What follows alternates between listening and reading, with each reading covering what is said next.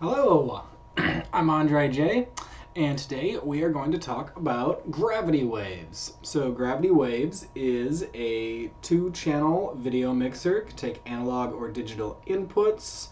It is also a full-fledged dual video delay line, meaning it's got two separate video feedback units, each with a delay of up to 4 seconds, and it has a whole slew of crazy and unique video processing and video mixing modes that you don't really see on anything else that exists in the world right now. Just a little bit of context for this video. This video is being sponsored by my Patreon. So I've had this Patreon for a while. I've been sort of changing things up and how it works. The way it works right now is that folks who support the Patreon, folks who have been supporting the Patreon for at least a couple of months, are allowed to suggest topics for me to work on for the month based on a basic hourly wage. So this is, it's called the Patreon Wage Labor Andre J Initiative, I believe. That's not really what it's called, but that's an amusing way to refer to it. But yeah, so the way it works is every month in Patreon, folks will be able to suggest something that I'll work on. The hours, the Patreon income isn't that much, so my monthly hour, based on a monthly hourly wage, the Patreon pretty much pays for 1 day of work. So that doesn't really mean much in terms of like doing like software updates or vSerpy development or anything like that. It pretty much just means every month unless maybe the Patreon gets a lot more money, every month people who've been supporting the Patreon can vote on what I'm going to work on for 1 day of the month. And for the month of January, people voted that I do some kind of gravity waves educational video. So yeah, I figured I would take the time to actually like try to figure out the best way to do a gravity waves video that has the GUI involved on it too, so you can see that's going on down at the bottom there. This was real pain in the ass to set up, gotta say, especially considering I've really only had this studio space here fully, I mean, it's not even fully functioning. It's been medium level functioning for about 5 days now. Still haven't really unpacked everything from traveling or stuff that's been in storage, so if you want to know what kind of work that goes into this, try setting up a dual HDMI capture splitter situation like this in a studio where you have nothing organized and you don't know where anything is. Yeah, so Patreon wage labor. And yeah, just a general note to folks who watch my YouTube videos and see them in general. Pretty much what, you know, for the past 5 years or so, I've been able to spend a lot of time making these kind of video things because just general sales of my video synthesizers and sales of my classes that I've done have been good enough where I don't really need to be that concerned about income most of the time and could like afford to spend like, you know, it'd be like 3-4 days to make those like video mixer guides. That's 3-4 days minimum of like the entire days of work goes into those kind of things. So it's a lot of work. People don't really like think about how much actual like labor goes into this kind of stuff. But now my classes don't sell very well. Video synthesizers aren't selling very well. Pretty much like at a point where I'm not really sure if I'm going to be doing video stuff as a main career going in the future. So just kind of putting this forth because I get a lot of messages and a lot of comments, people saying, oh, more videos, I want more videos on YouTube. Well, at this point, you just have to pay me to do it. Kind of sucks to say it, but that's how life goes. If sales are going terribly and I'm not like making enough money from other things in my life, I can't do this anymore. Like, I'm not independently wealthy. I don't have any other form of income right now other than the Patreon and the sales and stuff. So if you want more kind of video content and stuff to happen, sign up for the Patreon and then you get a vote on the things that I do make. Otherwise, I mean, don't really expect too much more on the YouTube other than whatever one video a month gets suggested from the Patreon folks, which I'm guessing is probably only going to be gravity wave stuff for a while from the sense I'm getting over there. So yeah, oh yeah, and that also goes for like development. If there's going to be any more development on VSerpy stuff, that's the old school wave pools and stuff like that, you're going to have to support the Patreon because sales, I mean, VSerpy is on its last sales run right now. It's the Pi 3Bs are end of life. I'm going to play around a little bit with the Pi 5s to see what we can do with it, but if I develop anything for Pi 5, it's probably not going to be just an exact port of VSerpy. Because I've already done the ports to the VSE Jet, and I think that's kind of the best place for them right now. So yeah, any further development of like the older stuff, pretty much going to have to be commissioned through the Patreon as well. So yeah, maybe that'll work out, and maybe the Patreon will be more income, and maybe that'll be like a future for the whole video synth development stuff. That would be cool, but I'm not really betting on it because I'm guessing the reason people aren't buying classes and video synthesizers now is that everyone's kind of broke and feeling precarious. And that's not really a great situation for people to be feeling like that they could even spare $5 a month. So yeah. This video, the Gravity Waves video. So people asked for a Gravity Waves video. They didn't really tell me what they wanted to see. So I'm just going to kind of record about an hour of rambling around and playing around with this and see if that's good enough for a first draft here. And maybe next time people can tell me more explicitly what you want to see in these kind of videos. So yeah, just to start with here. So Gravity Waves is a 2-channel mixer, first of all. So we can see sort of basically what's going on with the 2 video inputs right here. I go up to this block section here, and a little bit more on blocks later, but I can choose which block is going to be outputted to the main screen, and I can also do a draw all the blocks. So there's 3 blocks. What we're seeing down at the bottom is the final out, the final mix out. So that's the first 2 images on the left and the right up here. Those are being difference mixed down at the bottom. And then the inputs to Gravity Waves right now, I've got a camera that's pointed at my face, and then I've got the VSerpy Artificial Life running over there. So you can see that's nice and crunchy. Not quite as slick and clean as the new HD Artificial Life, but that's maybe a different video to talk about. So yeah, without going into too much detail about block structure, we're going to jump on over to block 3 and talk a little bit about mixing. So over here in block 3, we've got block 1 parameters, block 1 LFO, block 2 parameters, block 2 LFO, matrix mixer, and final mixing key. So we can kind of think of this as like, this is the final thing that's happening here. These are kind of organized in terms of like a pipeline, like you start from here and then you go here, start from there and then you go here, so on and so on. So there's a bit of intuition inside of the GUI design here. So in this final mixing key, you can see there's this thing here that says MIDI GUI. For some reason I saw a bunch of people posting online that Gravity Waves has no MIDI support. That's not true at all. You click this thing and then you can use the nano control, I'm using it right now, to control all of the parameters on that page.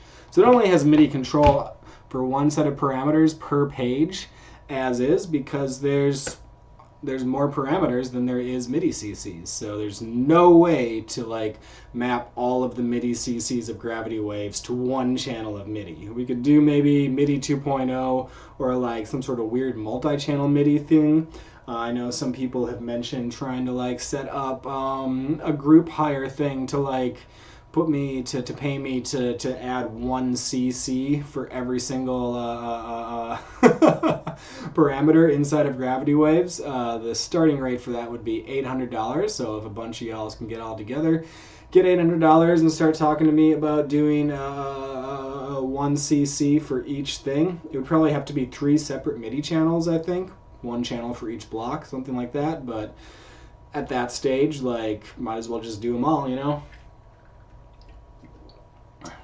But yeah, so Gravity Waves does have MIDI support. Mostly when I'm using it, 90% of the time I'm using the keypad to go around. You can see it glows.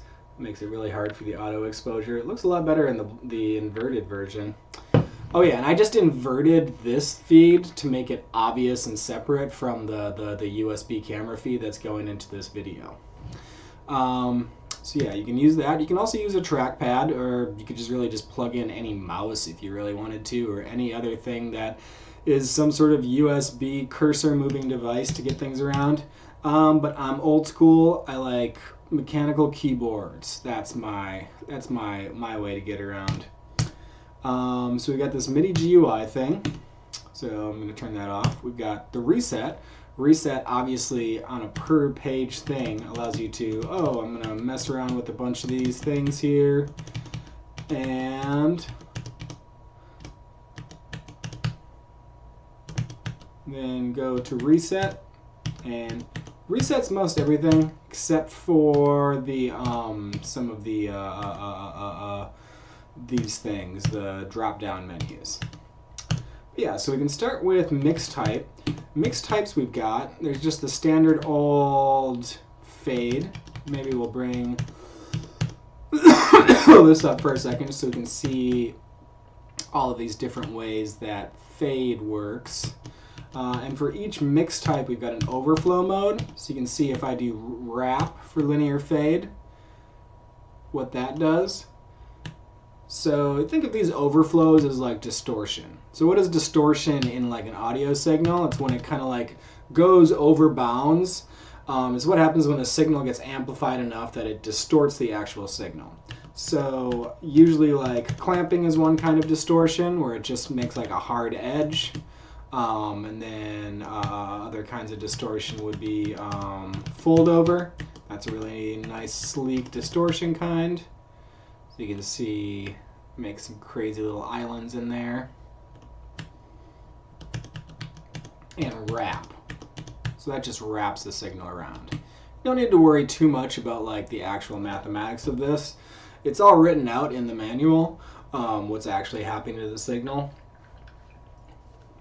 But the thing to note is that when you go up to 0.5 on each of these, you can notice there's not going to be really any difference in the distortion. The distortion only happens above 0.5 or below 0.5 on mix. So yeah, probably confusing for a lot of people, but you know, this whole thing is confusing for a lot of people. Life is pretty confusing for a lot of people. We all deal with it one way or the other. So linear fade, we have additive, which is just your standard add the pixels together. So of course additive makes things a lot brighter.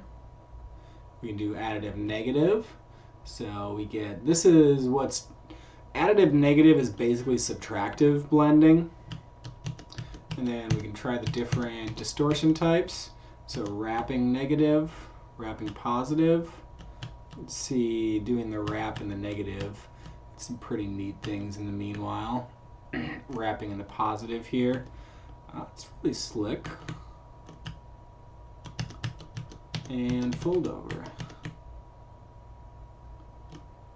So these blend modes were really one of the main things I wanted to make sure to pop in here.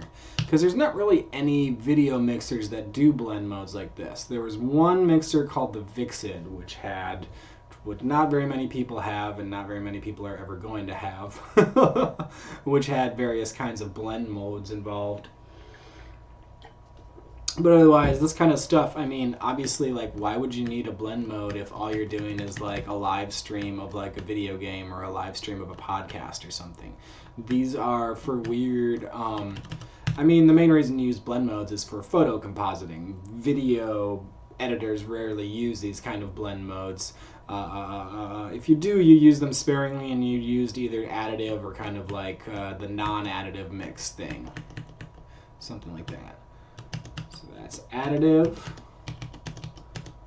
Difference truly is my favorite of the blend modes. I really like it. It's a great way to composite things. Let's see, get all the way to the top there. That's with clamp on, with wrap. Oh, that's pretty slick.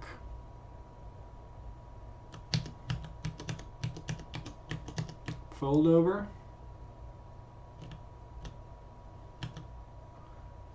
That's pretty.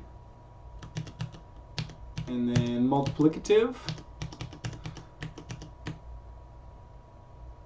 So multiplicative is interesting. It's kind of like, in a way, it's like creating masks. So you can see how like there's only mixing in the bright parts in the artificial light video. You can see I'm sort of poking through in the back there.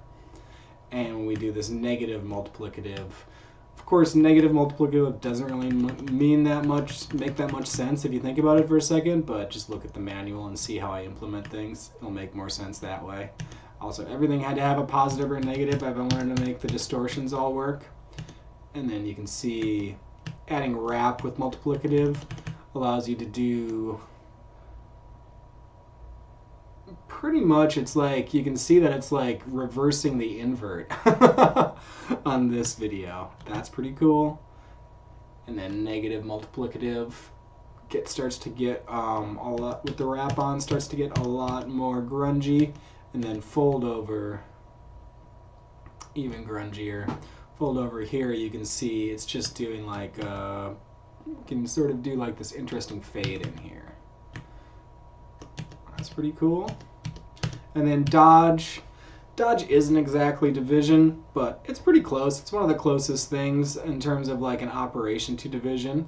Dodge is going to be the mix mode that gives us the most really like digital glitch distortion kind of effects, as you can see. So we start at clamp. We do this negative, positive and negative, both pretty subtle when we do it that way. And of course, dodge refers to like film technique. Doesn't actually really make any real sense applied to like this kind of video stuff, but you know, that's all those Photoshop things. Those are just like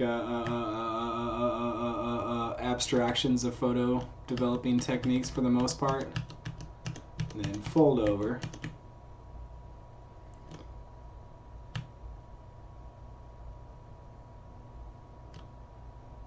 Alright, so those are blend modes.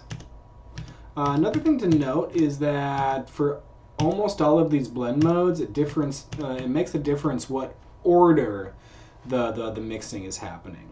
So up here, the final mix order is block 1 into block 2.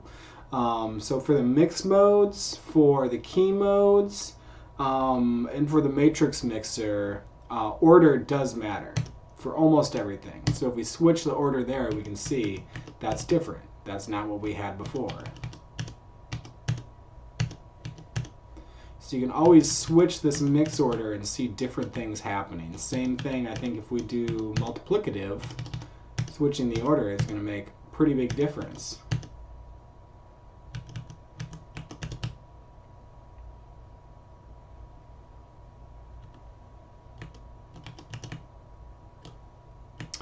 And yeah, I said I wasn't really going to talk about the blocks right now yet. But we can think of the blocks right now, because we're not doing anything with the feedback, as just being block 1 is channel 1, block 2 is channel 2. So those are the two different inputs we have. Whatever two inputs you plug into gravity waves, one will be through block 1, one will be through block 2. You can always just hop right to final mix and key and play around with it right there without having to understand anything else. So yeah, if you look in the manual, the gravity waves manual, it says basically start in block 3. That's where you should start all of your experimentation. So I'm going to keep block 2 in front of block 1 here for keying, because you can see I've got a really nice setup here in block 2 for keying. So So if we just leave this key mode at luma key, when we want to do some luma keying, I just bring, so you can see the key value color is black, 0, 0, 0. And then key threshold, I bring it up a little bit, and it just pops that right into the black. If I do this key soft, what key soft does is kind of do a gradual slope of blending the keyed out video. It's not really a true soft key in terms of like it doesn't affect the crispy edge of the key whatsoever, but it does do a sort of gradual blending based upon like how far away like the video is, the brightness, the color information of the video is from the key edge. So it gets kind of close. It allows you to kind of mix things that way. Of course, we can do mixing and keying at the same time. We can use the blend modes while keying too. So if I turn this key soft off, we do this blend mode here. Let's try multiplicative.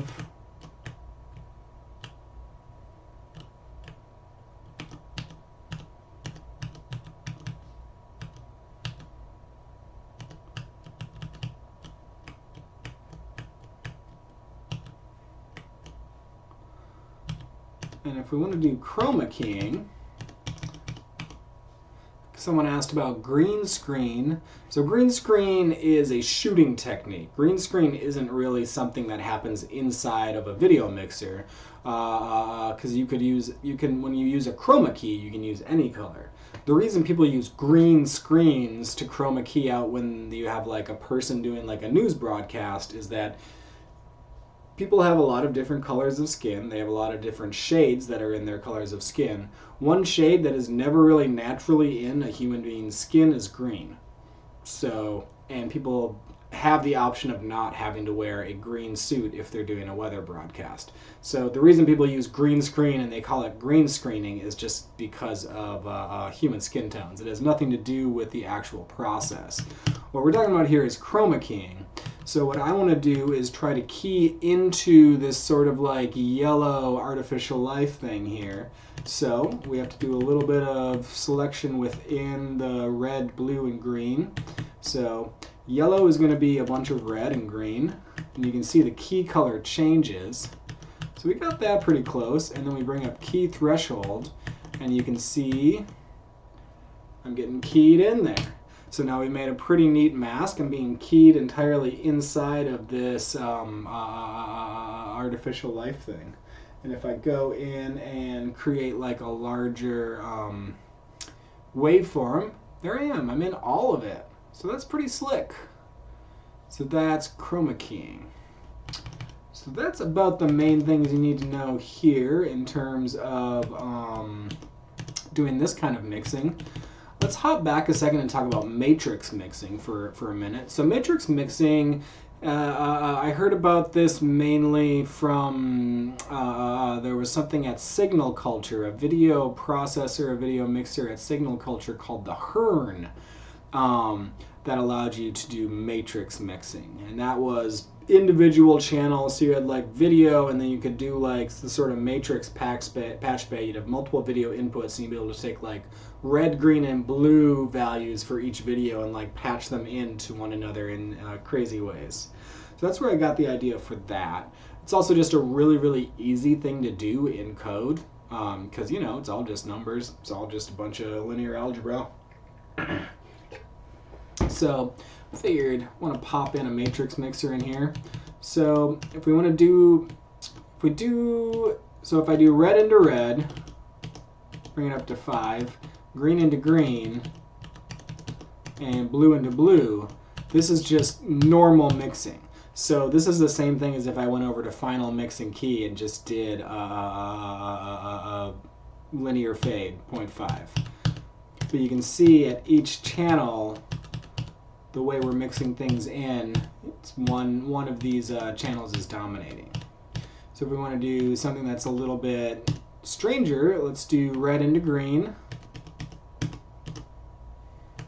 Let's do green into blue. And blue into red. So that's pretty weird. Of course, this is linear fade. It's not going to be the most dramatic one out of all of them. So there, we can do difference mixing using the matrix mixer. We can kind of use multiple values of each one to mix into each thing too. So this is, it's not going to be as great of a use for like this. You can see this video that I've got here. It's a little too noisy and busy. I would say the matrix mixing is better for really subtle stuff, and you can kind of pre-stage things to use for the final mix and key too, because the matrix mixing happens first, and then you can add that back. You can do whatever whatever things you do in the matrix mixer just get layered on by whatever happens in final mix and key. So that's a lot of things that can happen here.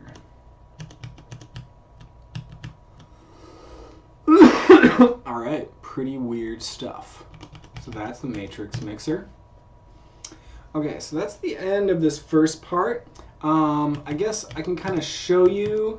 There's color EQ here. Color EQ is pretty crazy, but I talked about color EQ a lot in another video. I mean, I've talked about all these things in other videos. And I want to talk about feedback. So we're about halfway through here, so I want to jump back and talk about doing feedback in here for a second. So we're going to skip the color EQ stuff for this video. So as I mentioned earlier, we have this block structure inside of Gravity Waves. If all you want to do is just mix two incoming videos, you can kind of ignore block 1 and block 2, just use block 3 to process and mix the videos together. And there is a ton of stuff you can do inside of each of these blocks. You can move the videos around and whatnot. Let's see, you can only see that if I'm altering the video that is visible. You can see I can move this video around, I can distort it,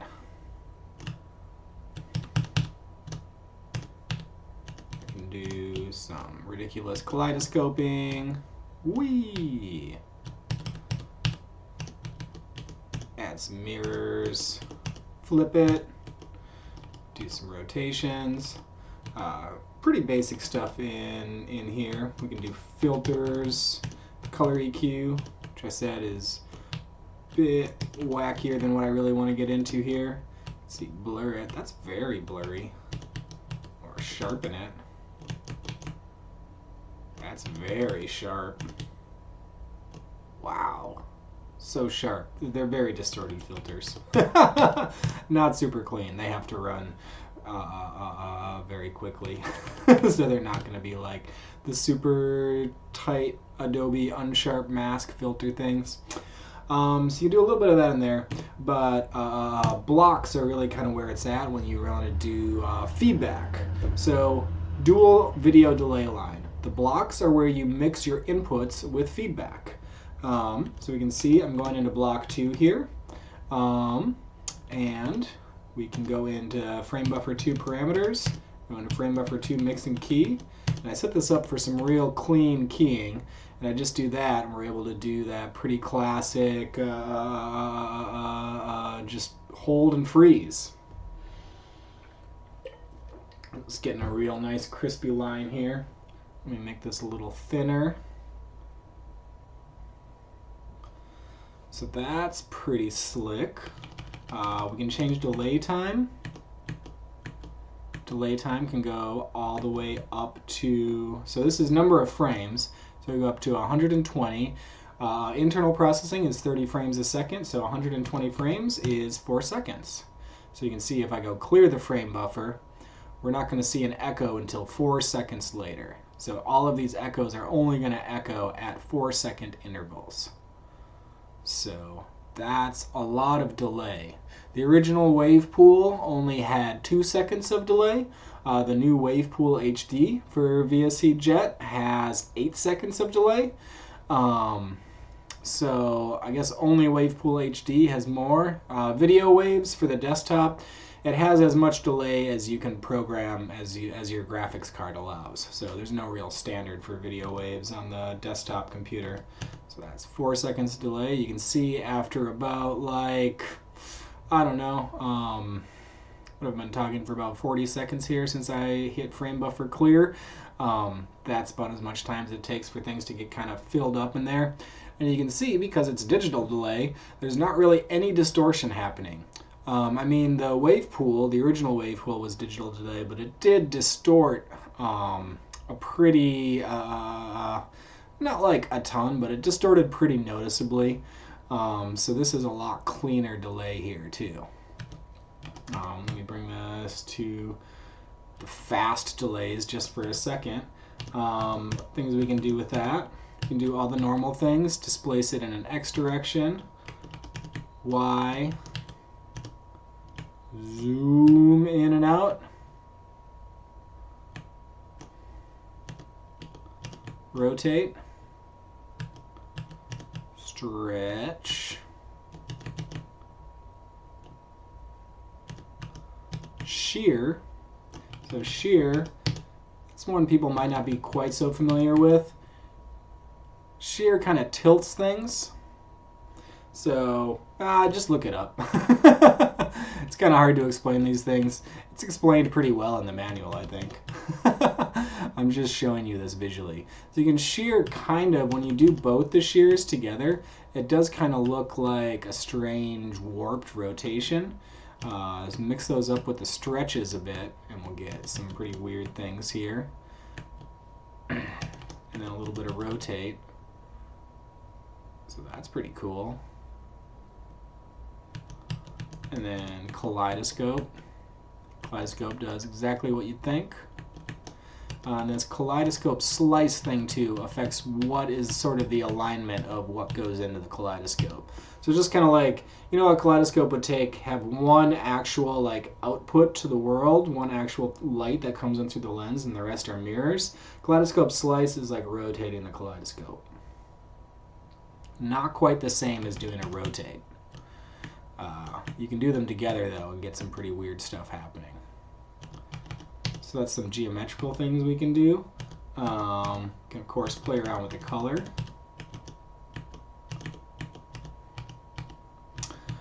Oh yeah, something else to note. When you're using this keypad here, you can see that default movements are like 0.2. If we do the number entry instead, I can do smaller amounts. So if I just want to do 0.01 for some really subtle movements, we can just do direct number entry for that kind of stuff. That's pretty handy for those of us who like to do really, really detailed things. Oh yeah, just hopping over here, we have LFOs for everything. So you can modulate pretty much, not every single parameter, but about 95% of the parameters can be modulated with LFOs. I left some out just because it was getting to be, the GUI was getting a little too large. So we'll leave these LFOs on. You can see there's the rest of them. Go back over and play with color for a second. So we've got 3 different kind of segments of color. We've got ++, which means offset. That's a pedestal. That's pushing the values up or down. So if you want things to get really dark, offset, negative pedestal brightness is the way to do it. You want things to get really kind of washed out bright, going that way works too. Going up.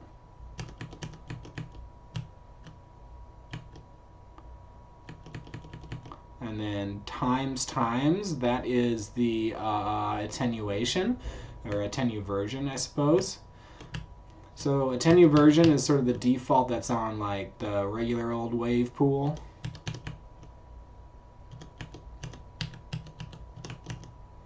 You can do some pretty interesting things with contrast by messing around with all the different brightness things here. So we could do bring brightness ++ down, attennuvert brightness up a little bit, and then these last ones, the little carets, those are power mapping. So it's sort of like a gamma operation, if you ever played around with like a gamma on different things, but a little different. Not exactly like gamma, but you can see this looks like if you've done any sort of like video feedback in OBS, like the class that I teach on Polyphase Portal. .xyz, playing around with gamma on there, or I guess some of the Sony DFS mixers have gamma control on there. We can get this sort of really like contrasty fade out happening. So usually when there's like a fade out in the feedback, it all kind of just like goes dim, but this allows it to stay really bright until it has a real sharp cutoff. So that's sort of what this power mapping thing does in terms of brightness. In terms of hue, we can use it to sort of like do kind of like more distinct things than just like the usual hue shaping or hue rotation things. And we also got one more bonus here, which is this hue shaper, which kind of is another way to sort of like mess around with hue that is like those chaotic hue things on the wave pool. So we can get a lot more noisy with things. And then we can do individual channel invert, so hue, saturation, brightness. So the brightness invert is doing some pretty cool stuff with all the weird things that have been added into the... So you can see with this brightness invert on and brightness pedestal down, we're not getting the normal kind of like full frame what do you call it, Black Lodge mode. It's just kind of where the trails are happening, so that's kind of cool. We go up here and change the delay time a bit. So right about 10. So that's doing some pretty crazy stuff here.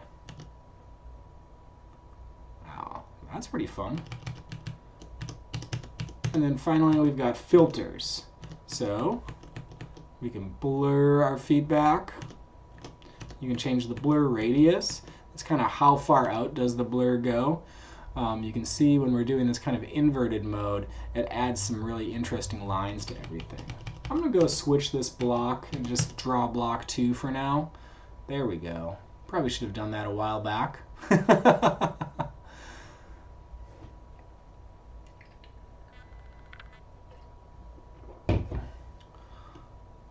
So that's pretty gnarly. I think that's good. We'll just leave this channel at this for now. So that's block 2, and we'll just kind of let block 2 do what it's going to do over there. And let's bring some feedback into block 1. So that's me right here. So I'm going to go into frame buffer 1 parameters. So it looks like there's a lot of white in here. So I'm going to start with kind of mixing. I'm also going to tweak that so it's really obvious where the feedback is coming in. So I'm going to change these up so you can see key value color is white, and start to bring up key threshold.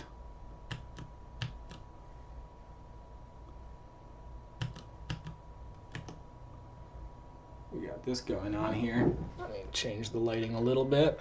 Maybe that'll help me pop out. There we go. So fucked around with the lighting, so my face is going to be kind of sticking out here. Can also do maybe just a little bit of this kind of mixing in here too.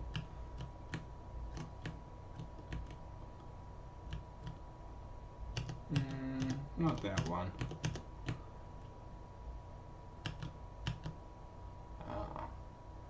That's pretty grungy.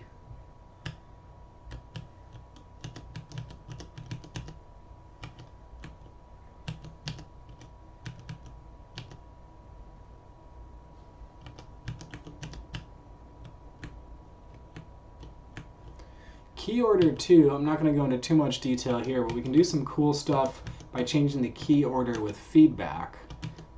So having the key order, having the feedback be kind of on top of the key. It's a little hard to get into. There is an exercise in the Gravity Waves manual on how to do this kind of stuff, though, I believe. And key soft here, of course, is going to like basically do like a fade, this sort of like a graduated fade with the feedback. So we can kind of smooth things out and bring in a little bit more of the video by doing that. Okay. And we'll slow this one down a bit too. So now I want to make this a little bit more intense. So we'll kind of wrap it around like that. I want geo overflow to be in toroid mode, so that's how things are going to kind of ripple through.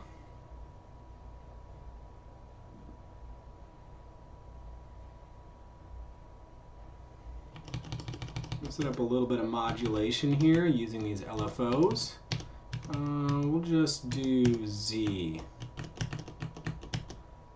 I'll kind of bring things out and in.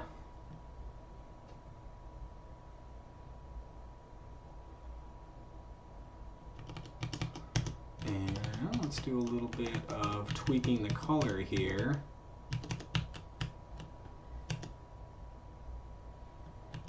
Really liked what was going on earlier. Let's try something similar.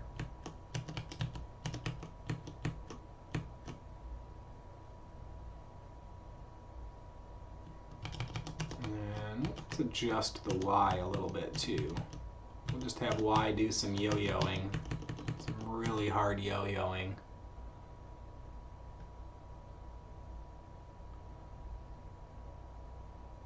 Alright, so here's some crazy stuff.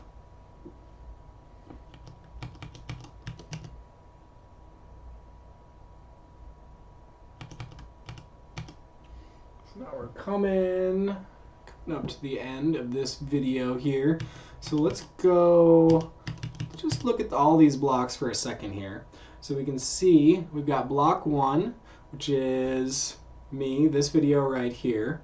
We've got that doing some crazy feedback stuff. We've got block 2, the video oscillator from Artificial Life over there, doing some crazy feedback stuff too. Let's hop back over to mixing, play around with this stuff.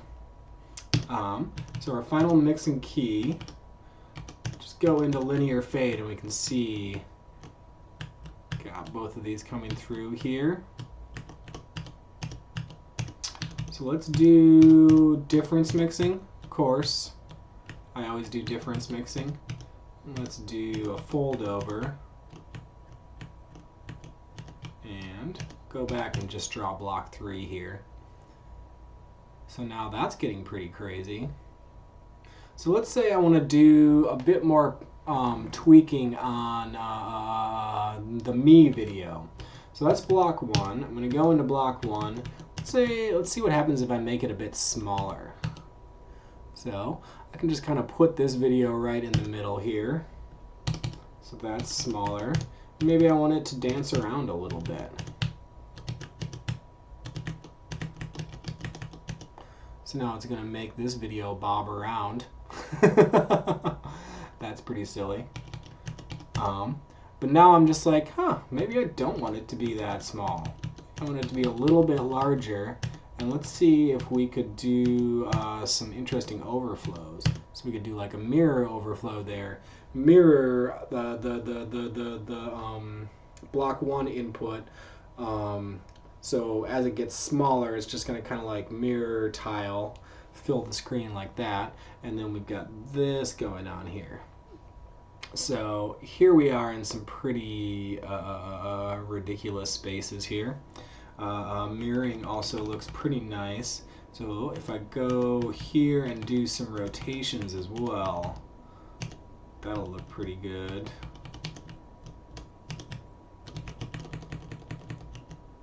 That's pretty fast. Slow it down a little bit.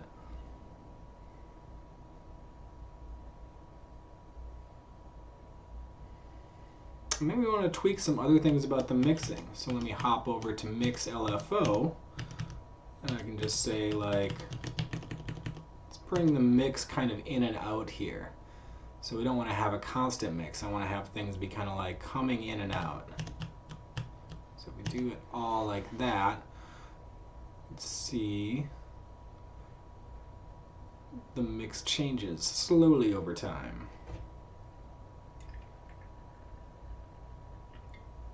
We can also do some similar things with block 2 if we want. Say if I go into here and I want to do mirror block 2, so now we got some symmetry going on in there. I want block 2 to be a little bit larger so we can kind of zoom in to some of those pixels.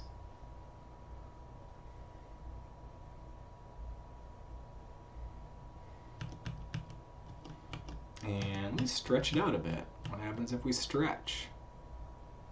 Oh, that's real crispy. If we make it smaller, you can see what happens when I stretch. Oh, that's very stretchy.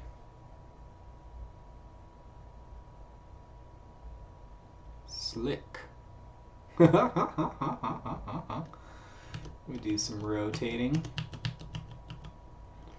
You notice this thing that says rotate mode, those will be different aspect ratios for how the rotation works. If you don't really know what that means, don't worry about it too much. It mostly affects feedback in more dramatic ways. That's not true. It affects everything in pretty dramatic ways. But yeah, just try it out with like a video of your face to start with, and you'll kind of see what I mean by different aspect ratios. So that's pretty cool here. Let me go do some rotation here as well.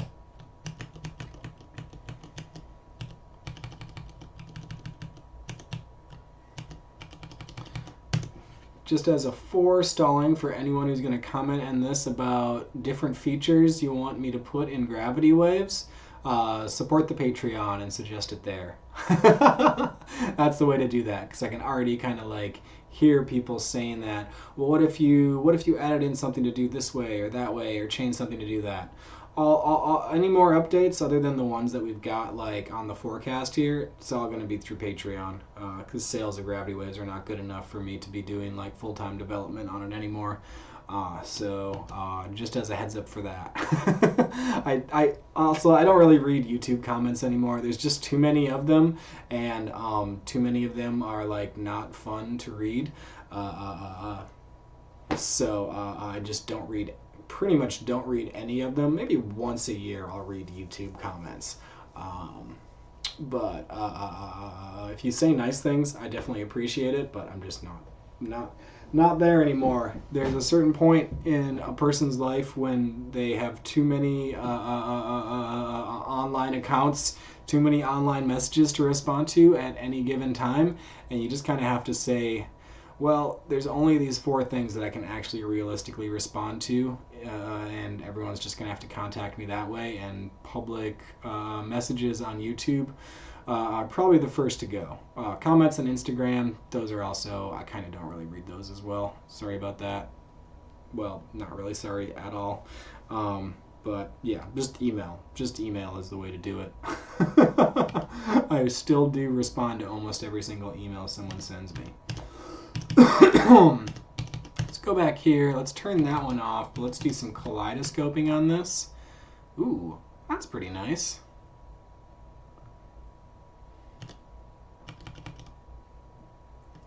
So yeah, you can see how we can take some very oh yeah, so the one thing to remember about kaleidoscoping is we're gonna have to make sure we don't lose our video due to that whole kaleidoscope slice thing.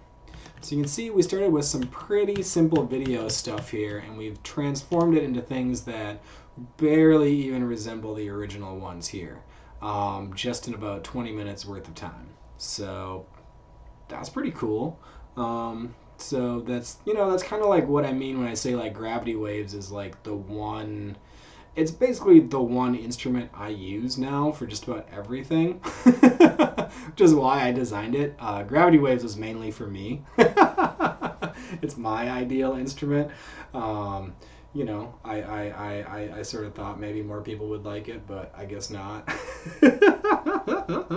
But it makes sense. I'm a weird person. The instruments, the digital instruments I like are very specific and not terribly popular. But yeah. If I do design any more like new video stuff, it's gonna be a lot simpler. You can definitely believe that, because I did it all. Gravity Waves is like the only instrument I'll probably ever need for like years and years now.